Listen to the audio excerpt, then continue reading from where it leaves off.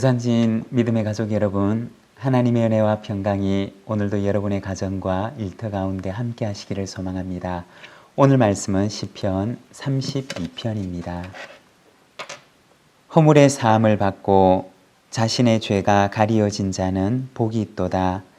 마음에 간사함이 없고 여호와께 정죄를 당하지 아니하는 자는 복이 있도다. 내가 입을 열지 아니할 때에 종일 신음함으로 내 뼈가 쇠하였도다. 주의 손이 주야로 나를 누르시오니 내 진액이 빠져서 여름 가뭄에 마름같이 되었나이다. 내가 이르기를 내 허물을 여호와께 자복하리라 하고 주께 내 죄를 아뢰고 내 죄악을 숨기지 아니하였더니 곧 주께서 내 죄악을 사하셨나이다. 이로 말미암아 모든 경건한 자는 주를 만날 기회를 얻어서 주께 기도할지라. 진실로 홍수가 범람할지라도 그에게 미치지 못하리이다. 주는 나의 은친처시오니 환난에서 나를 보호하시고 구원의 노래로 나를 두르시리이다. 내가 내 갈 길을 가르쳐 보이고 너를 주목하여 훈계하리로다. 너희는 무지한 말이나 노새같이 되지 말지어다. 그것들을 제갈과 굴레로 단속하지 아니하면 너희에게 나아가지 아니하리로다. 악인에게는 많은 슬픔이 있으나 여호와를 신뢰하는 자에게는 인자하심이 두르리로다. 너희 의인들아 여호와를 기뻐하며 즐거워할지어다. 마음이 정직한 너희들아 다 즐거이 외칠지어다. 아멘. 오늘 우리가 읽은 이 말씀에서는 허물의 사함을 받은 자가 복이 있다 라고 말씀합니다. 1절과 2절의 말씀을 보면 허물의 사함을 받고 자신의 죄가 가리어진 자는 복이 있도다. 마음에 간사함이 없고 여호와께 정죄를 당하지 아니하는 자는 복이 있도다. 여기서 허물이라고 하면 그 본 의미가 반역이라는 뜻을 지니고 있습니다. 그러니까 하나님을 거스르는 마음, 일불로 하나님을 거슬렀던 반역의 죄를 말하는 것입니다. 그리고 죄라고 하는 말은 법을 어긴다 라고 하는 뜻을 가지고 있는데, 다시 말해서 하나님의 말씀의 기준에 벗어난 삶을 가리키는 것입니다. 말씀이 제시하는 정확한 목표에 이르지 못하는 삶을 말하는 것입니다. 그리고 간사함이라고 하는 것은 부주의, 태만, 허술함, 엉성함이라는 의미를 지니는데, 이것은 아주 적극적으로 죄를 범하는 것이 아니라 매일의 삶 속에서 부주의함으로 혹은 태만함으로 범하는 죄를 말하는 것입니다. 이러한 허물과 죄와 간사함으로 인하여서 정죄를 당하지 않고 사함을 받고 그리고 그 허물과 죄가 가리어진 사람은 복이 있다라고 말씀을 합니다. 언젠가 한 목사님의 설교 말씀을 기억합니다. 그 말씀 속에서 사람은 크게 두 종류의 사람으로 나뉘게 된다고 합니다. 먼저 첫 번째는 들킨 죄인입니다. 자신의 죄가 들키고 발각된 죄인입니다. 그리고 또 한 부류는 그 죄가 아직까지 들키지 않은 죄인입니다. 사람은 모두가 이 두 부류 가운데 속한다는 것입니다. 어떤 사람은 그 죄가 누군가에게 발각되고 누군가에 들켜서 드러난 죄인이고, 또 어떤 사람은 아직까지 발각되지 않았고 아직까지 들키지 않아서 그 죄가 아직까지는 드러나지 않은 죄인입니다. 이 세상에는 들킨 죄인과 들키지 않은 죄인뿐이라는 것입니다.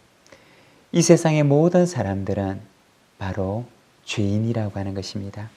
다만 그 죄가 들켰을 수도 있고 아직 들키지 않았을 수도 있지만, 그러나 우리는 모두가 다 하나님 앞에서 죄인이라는 것입니다. 들키지 않은 죄인은 마치 자기는 죄인이 아닌 것처럼 들킨 죄인을 나무라고 비난할 수도 있습니다. 그러나 사실 알고 보면 그도 역시 죄인이라는 것입니다. 2절의 말씀을 보면 다윗은 이렇게 고백을 합니다. 내가 입을 열지 아니할 때 종일 신음함으로 내 뼈가 쇠하였도다. 그가 입을 다물고서 마치 자신은 죄인이 아닌 것처럼 할 때 그의 마음 가운데 얼마나 큰 고통이 찾아왔는가에 대해서 이야기를 합니다. 내가 종일 신음함으로 내 뼈가 쇠하였습니다. 라고 그렇게 고백합니다. 죄를 숨기고 있을 때 마치 뼈가 녹는 것 같은 고통이 그에게 찾아왔다는 것입니다. 여러분, 우리가 다윗의 인생을 살펴보면 다윗의 인생 가운데도 이와 같은 큰 신앙적인 위기가 찾아왔던 적이 있었습니다. 그가 왕이 되고 난 뒤에 자신의 신하였던 우리아의 아내를 범하는 죄를 저지르게 됩니다. 다윗은 자기가 저질렀던 그 죄를 감추기 위해서 갖은 노력을 다하게 됩니다. 하나의 죄를 숨기기 위해서 그는 그것보다 더 큰 죄를 범해야 했습니다. 그러던 어느 날 나단 선지자가 찾아와서 그의 감추어진, 그의 숨겨진 죄악을 드러냅니다. 여러분, 다윗에게 찾아왔던 이 나단 선지자의 방문은 다윗에게는 재앙 같은 일이었을까요? 아니면 다윗에게는 축복의 사건이었을까요? 어쩌면 다윗에게 있어서 나단의 방문은 재앙과도 같은 일처럼 여겨졌을는지 모릅니다. 영원히 숨기고 싶었고 그리고 영원히 이것을 감추어 두고 싶었는데 그 숨겨진 죄악을 드러내었던 나단 선지자의 방문은 그에게 있어서 너무나 고통스러운 경험이었고 찾아오지 말아야 할 순간이 그에게 찾아왔던 것처럼 여겨질 수가 있었을 것입니다. 그렇지만 여러분, 다윗의 죄가 그가 처음에 원했던 것처럼 그 죄가 영원히 감추어졌더라면 과연 좋았을까요? 아니면 그렇게 드러나게 되었던 일이 다윗에게 더 나은 일이었을까요? 나단 선지자의 방문은 그 순간에는 그에게 고통스러운 일이었을 수도 있었을 것입니다. 그렇지만 그 방문은 다윗의 인생 가운데 가장 복된 방문이었습니다. 다윗의 인생이 그렇게 죄 속에서 끝나버리지 않도록 그를 건져주었던 하나님의 구원의 방문이 바로 나단 선지자의 방문이었던 것입니다. 2절에 보면 그가 죄를 감추고 그의 입을 열지 않았을 때 그에게 얼마나 큰 고통이 찾아왔는가에 대해서 이야기를 합니다. 5절에 보면 다윗은 고백합니다. 내가 이르기를 내 허물을 여호와께 자복하리라 하고 주께 내 죄를 아뢰고 내 죄악을 숨기지 아니하였더니 곧 주께서 내 죄악을 사하시었나이다.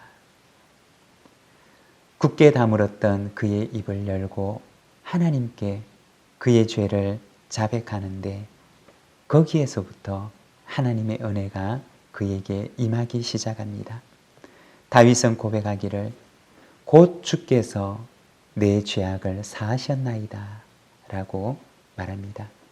이 곧이라고 하는 것은 그가 하나님께 죄를 고백하자마자 하나님께서 그에게 용서를 선포하셨다 라고 하는 의미입니다. 다시 말해서 하나님께서는 다윗을 지켜보고 계셨고 그가 하나님을 향하여서 자백의 입을 열기를 원하시고 하나님께서는 그 입을 주목하고 계셨던 것입니다. 그리고 그가 하나님을 향하여서 그의 죄를 고백하는 것과 동시에 하나님께서는 그를 향한 용서를 선포하십니다. 죄의 고백과 동시에 그는 그 죄로부터 해방을 느낄 수가 있었던 것입니다. 6절에 보면 이로 말미암아 모든 경건한 자는 주를 만날 기회를 얻어서 주께 기도할지라 진실로 홍수가 범람할지라도 그에게 미치지 못하리이다 라고 말합니다. 다윗은 그의 경험에 비추어서 하나님을 경외하는 모든 사람들에게 말합니다. 여러분, 주님을 만날 기회를 얻어 하나님께 기도하십시오.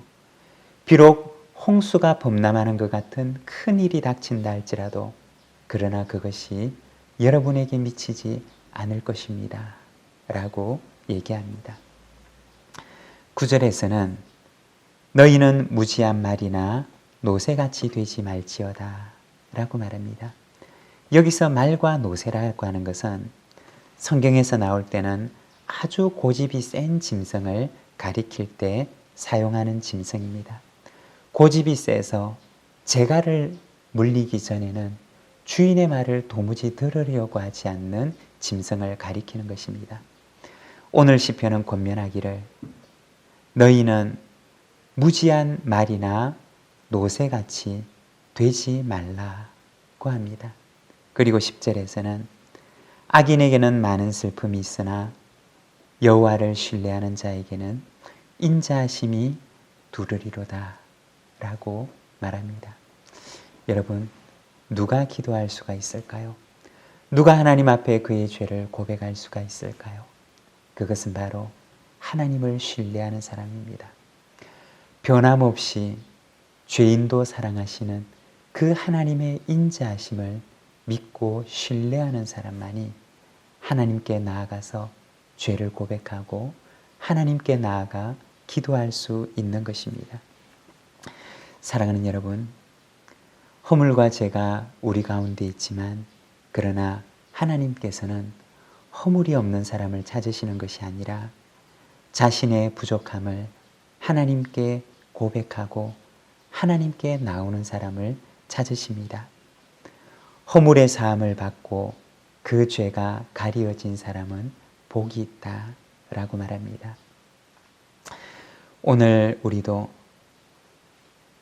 주님의 성전의 귀퉁이에 서서 자신의 가슴을 치면서 하나님 저는 죄인입니다 라고 고백했던 그 세리를 하나님께서는 의롭다 하시고 그를 그 성전에서 내려가게 하셨던 것처럼 오늘 우리도 주님 앞에 겸손한 마음으로 하나님 앞에 나아가며 우리의 모든 것들을 주님 앞에 내어놓을 때 하나님께서 우리와의 관계를 온전케 하시고 우리를 의롭게 하시며 당신의 거룩함을 우리에게 덧입혀 주시는 그러한 은혜를 허락해 주실 줄로 믿습니다.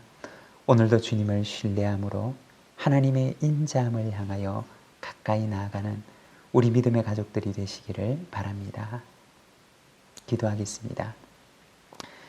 사랑의 하나님 아버지 은혜를 감사합니다. 주님, 참으로 주님 앞에 허물과 죄와 주님 앞에 부족하고 부끄러운 것뿐인 하나님, 이 죄인의 연약함을 주님 앞에 고백하며 나아가오니 연약한 인생을 주님께서 붙들어 주셔서 오늘 이 하루도 하나님의 은혜 가운데 살아가게 하시고 또한 나처럼 혹은 나보다 더 연약한 이들을 우리가 그들의 곁에 있어서 우리의 모든 죄를 사하시고 우리의 허물을 사하시는 우리 주님 앞에 그들을 인도하는 삶을 살아갈 수 있도록 주님이여 인도하여 주시기를 원합니다.